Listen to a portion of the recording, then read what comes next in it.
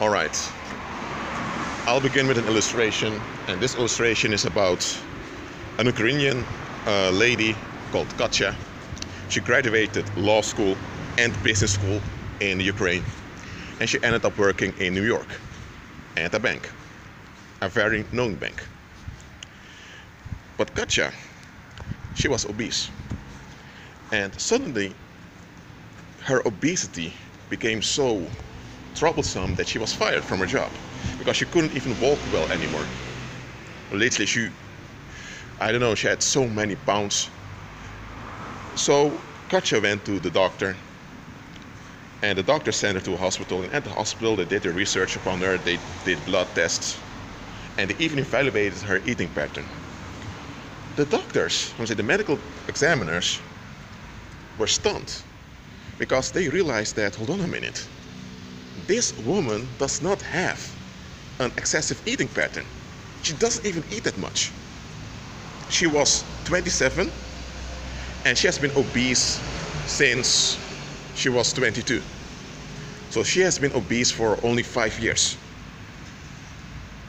And then the dogs realizing something doesn't add up here. So they thought she had some special kind of disease they're not aware of. So they went into the archives to look at all types of diseases someone can have. But they couldn't figure any disease that could fit it. They couldn't find the physical dysfunction that caused that obesity. They sent her to a psychotherapist because Katja also had rages, and suddenly she often began to cry out of the blue. So at a psychotherapist, after a few sessions, she blurted out that it just came out of her. She said, well, at least when I'm fat and ugly, I won't get any unwanted sexual attention. So when a psychotherapist heard that, he said, Katja, what did you say? And Katja was unconscious of what she was saying, but what she was saying came from her heart. And she said, well, I remember when I was 21, this group of men came on to me, and well, I'm not going to speak much about what happened, but since then, well, I don't get attention anymore. So I'm happy. At a later session, the psychotherapist referred to what Katja said, but Katja didn't remember it anymore. But the psychotherapist had recorded the conversation. He records every session. And when Katja heard it, Katja was shocked that she said something like that. Because Katja has been looking for help for her obesity issue for years. And she went to the gym, she did all of that, but she couldn't figure out why she was obese. And it was then that it got through to her why she was obese. And now this is what happened to Katja. After she was sexually assaulted, her brain was affected, and her soul was traumatized, and this traumatized soul affected the brain. So the brain was rewired in such a way that the brain began to cause her to become unattractive, because she made a link between her being sexually attractive and what happened to her. So unconsciously, she didn't want to be attractive anymore. Consciously, she always dressed up, wore nice clothes, because she wanted to move on. She didn't want to remain in the past. But unconsciously, she didn't want to be attractive anymore. And her body received this message. So her body began to fight against her natural beauty. The body began to store so many fat, and the body even began to produce excessive fat, and this was the outworking of that wrong way of thinking. And let's go now to Robert. Robert was quite obese, and he worked at the police station, and he was going to the gym, even wanted to do a stomach surgery, but the doctors didn't want him to do that because they said it would be too risky for him. So one day, Robert and his wife were discussing his obesity issue, and then Robert suddenly blurted out, because he was under stress. They were having an argument, and he said, If you people would just stop expecting so much from me, I wouldn't be in such a mess. Then the wife thought, Rob, why did you say something like that? Then Rob said, people always expect so much from me. So then they decided they need to go to therapy because Rob he couldn't sleep anymore. He had sleeping issues. So at the therapy, suddenly Rob remembered an incident when he was 8 years old. He remembered how his parents lashed out against him, began to call him names, saying he was useless, that because he dropped a can of milk. And Rob didn't know how to respond. And later, one of his siblings even hit him because of it, because the sibling was frustrated. After that, Bob always tried to please people. It was only at age 14 he realized that you can't please everyone, and he just dropped it. But that incident when he was young and all those years of this dysfunctional people pleasing, it caused Rob not to want to be useful anymore on the unconscious level. And this also caused his body to dysfunction. And here's the thing, he was obese now, so people didn't expect much of him. Now, Rob did eat a lot, but he ate a lot since he was a kid.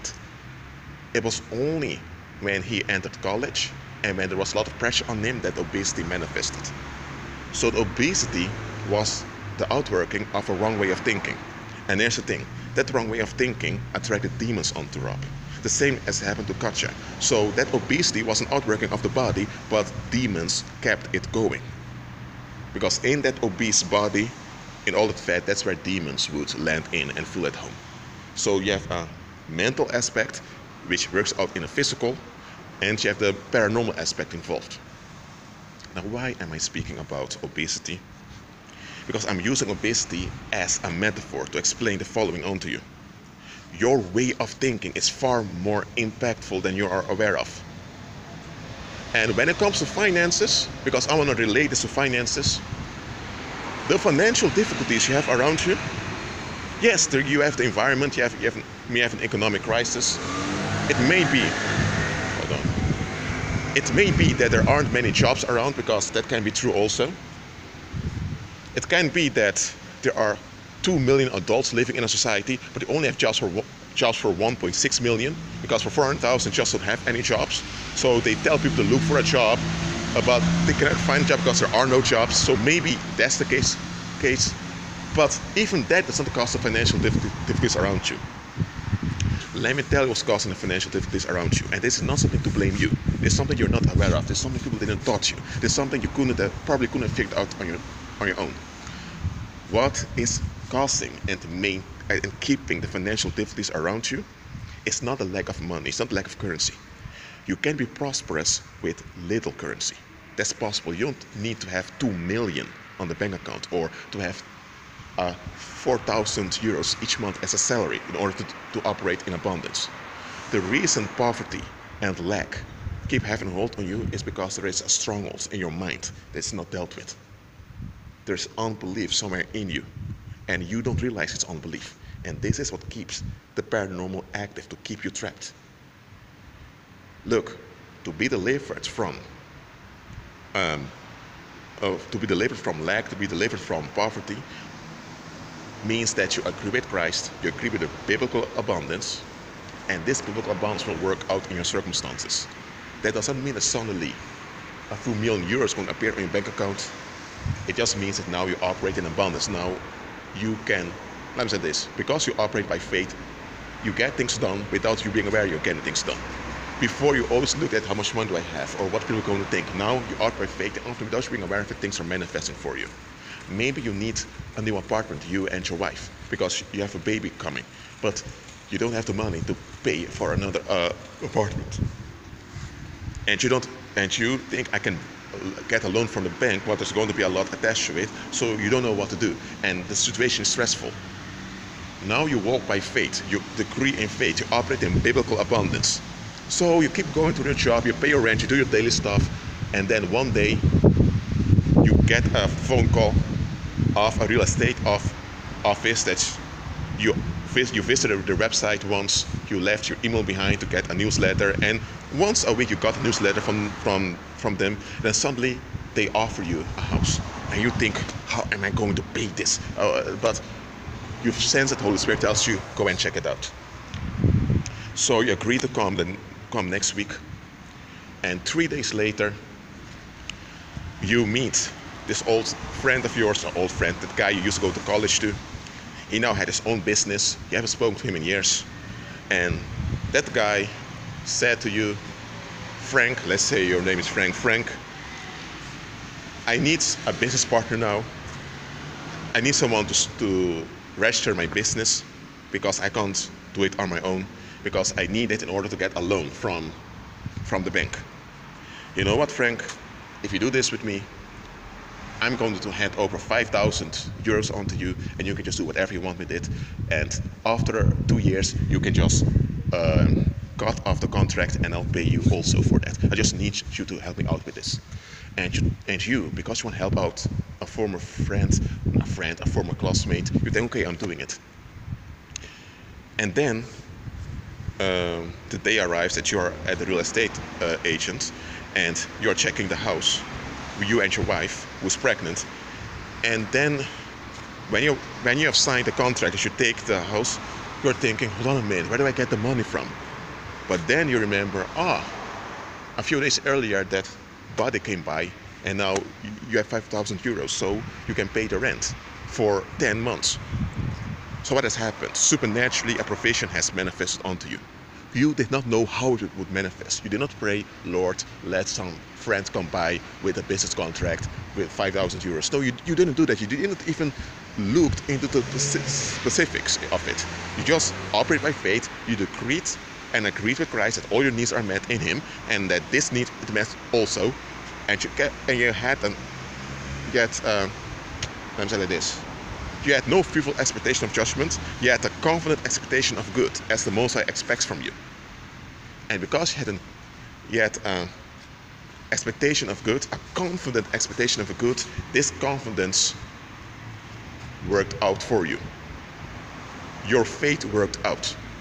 It's not you being a mastermind that figure things out. No, you walk by faith. And because you walk by faith, you operate in supernatural. Supernaturally, the solution is manifested for you in a way you didn't expect. A lot of you're hindered in operating in supernatural. It can be that there are demonic forces opposing you. It can be there are witches and wizards and all those pagans that are fighting against you, because they do when you're a believer. But when you operate in supernatural, you overcome all of that. There's another reason why there are times you don't operate in supernatural outcomes for you. It is because you still have the love of money somewhere inside of you. You still have a way of thinking that is anti-Christ. And this way of thinking, just like with those people with obesity, that way of thinking is manifesting those difficulties because it's demons feeding off of it. You can cast out those devils if you want, but if that way of thinking doesn't change, you keep energizing that same curse. Look, there are people that are obese, and it may be other reasons for it, but often the mental root of obesity is ignored, also by believers. Now, the same when it comes to finances. So I'm telling you, renew your mind, rewire your thinking with the Word of God. That being said, be at peace.